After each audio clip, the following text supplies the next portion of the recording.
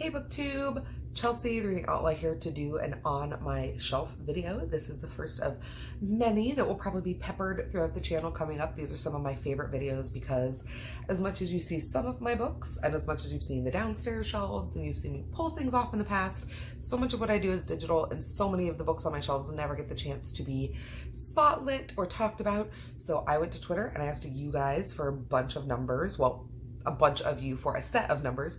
The first one between 1 and 12 and the second one between 1 and 25. I have 12 bookshelves and each one held at least 25, 26-ish books. And so I just went through and I took your suggestions and I pulled some books and today we're going to talk about them. So the very first person to respond and the very first book I pulled was Catherine at Pure Catherine on Twitter. I love Catherine. And her numbers were 821 and that led me to Boy Meets Boy. You guys will see because I organize my shelves chromatically by the rainbow, the title and author order, it will make no rhyme or reason, but you will see a little bit of pattern color-wise coming up. So 821 was Boy Meets Boy by David Levithan. This is an old book that I read for my honors senior college thesis.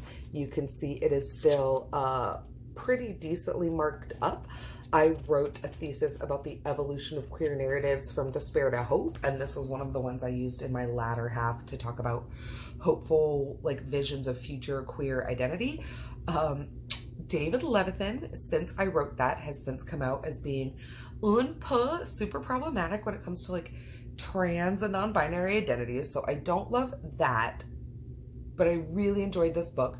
This book is essentially the idea of a society in which heteronormativity and homonormativity are reversed and in which it is fully accepted, fully warranted, fully of the norm to be queer. Yeah, and so that is something that exists in this book in a way that is really beautifully tooled out, and what that would look like and the bigotry that can still exist and what romance and love and identity look like in a world like that. Really enjoyed this book. I've not read it since I wrote that thesis because I kind of killed it when I kind of killed it to death when I was writing it, but I still hold on to this book almost more so as a memory of that academic experience than for the content of the book itself. Next up came Jess at Laurelin. Her suggestion was Shelf 7, Book 15, which was Class Matters by the New York Times. As you can tell by the ever familiar used book stickers on this book, this was also a college textbook. This book was published in 2005 and is the New York Times in-depth examination journalistic study of blue-collar workers and different racial, ethnic, and gender groups along the different, quote, class systems and streams. Essentially, the New York Times positing that your socioeconomic class can make an even bigger difference than your race or your gender in terms of treatment, growth, the quote, American dream. I read it for a sociology of the economy class, and I enjoyed it. It is written and reads very narratively because it's written by the New York Times.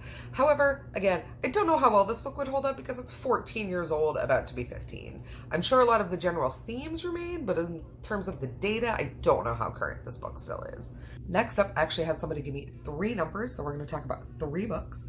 The first one is Steph from Steph's Romance Book Talk. She's at Steph Uncensored. The first number was 515, which gave us Things Fall Apart by Chinua Achebe. This is actually the copy that I had when I was in high school. I don't know if I actually wrote in this one as much. You can see I have this system where you guys are going to hate this, dog-eared people, book sacrosanct people, look away now.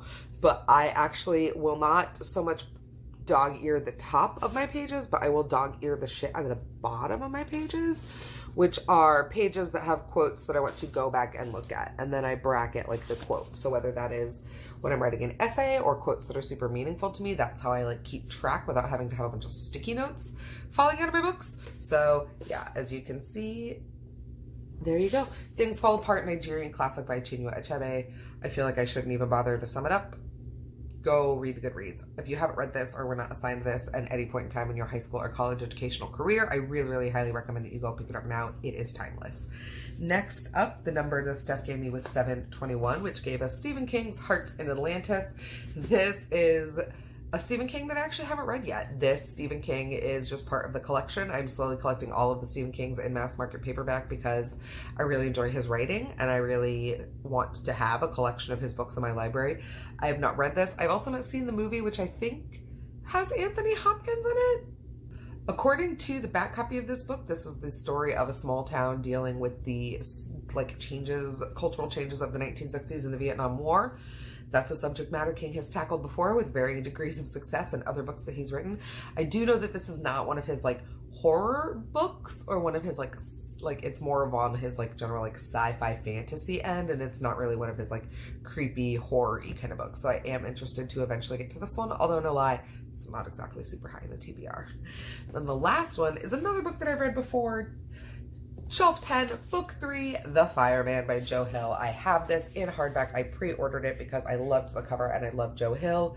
However, every other time I've actually consumed this, I have not actually read this copy because I also have it in audio, and Kate Mulgrew reads the audio, as you guys have heard me talk about several times before, which I absolutely adore. I love her. I love the way that she reads this book. I love the way that she reads all of Joe Hill's books.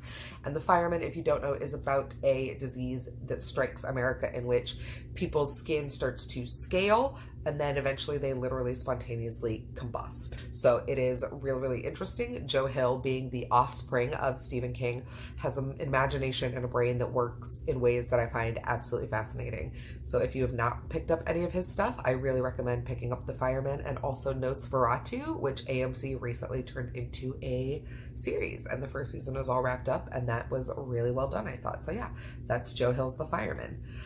Next up, I had a recommendation from Winks Gall over at 40 Winks on Twitter.